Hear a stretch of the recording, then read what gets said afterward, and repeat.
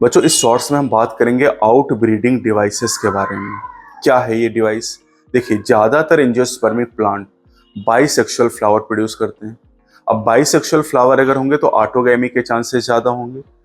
Autogamy का मतलब self pollination ज्यादा होगा, और लगातार सेल्फ पॉलिनेशन होने से इन ब्रीडिंग डिप्रेशन हो जाता है। मतलब जो प्रोजेनी उनकी क्वालिटी अच्छी नहीं रहेगी, और कोई ये नहीं चाहता उसकी प्रोजेनी अच्छी ना हो।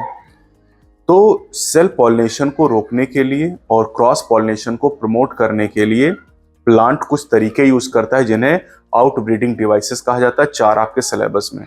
सबसे पहली डिवाइस है कि स्टिग्मा और एंथर का मैचुरेशन अलग अलग टाइम पे, दोनों सेम टाइम पे मैच्योर ना हो। तो स्टिग्मा और एंथर का मैचुरेशन सिंक्रोनाइज नहीं होना चाहिए। या तो एंथर पहले मैच्योर हो या स्टिग्मा पहले मैच्योर हो। दूसरी डिवाइस हमारे पास है जहां पर एंथर और स्टिग्मा की पोजीशन इस तरह की है कि सेम फ्लावर के पॉलन ग्रेन उसी फ्लावर की स्टिग्मा तक ना पहुंच पाए। ये दोनों ही डिवाइसेस ऑटोगैमी को प्रिवेंट करती हैं। तीसरी जो डिवाइस हमारे पास है वो सेल्फ इनकॉम्पेटिबिलिटी। ये एक जेनेटिक मैकेनिज्म है जहां पर सेम फ्लावर का पॉलन ग्रेन अपने ही फ्लावर की स्टिग्मा पर जर्मिनेट नहीं कर पाता है या पॉलन ट्यूब का फॉर्मेशन नहीं कर पाता है।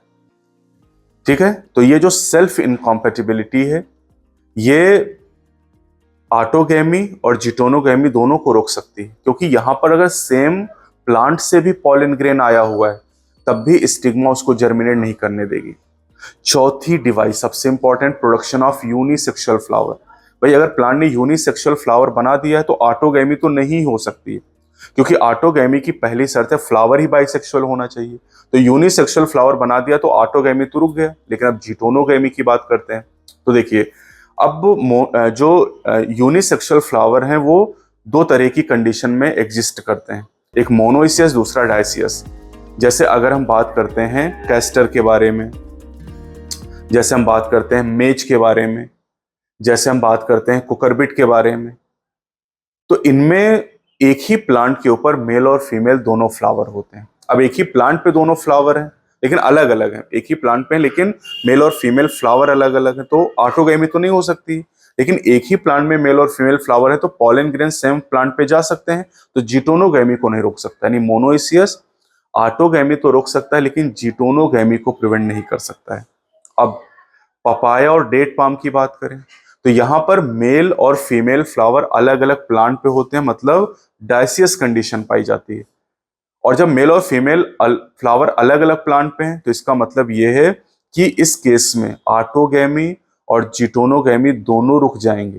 यानी मोनोइसियस प्लांट ऑटोगैमी रोक सकता है लेकिन जिटोनोगैमी को नहीं रोक सकता, जबकि डायसियस ऑटोगैमी और जिटोनोगैमी दोनों को प्रिवेंट कर सकता है। यानी सबसे बेहतरीन जो आउटब्रीडिंग डिवाइस होगी वो एक तो हो जाएगी सेल्फ इनकॉम्पेटिबिलिटी, दूसरा डायसियस कंडीशन।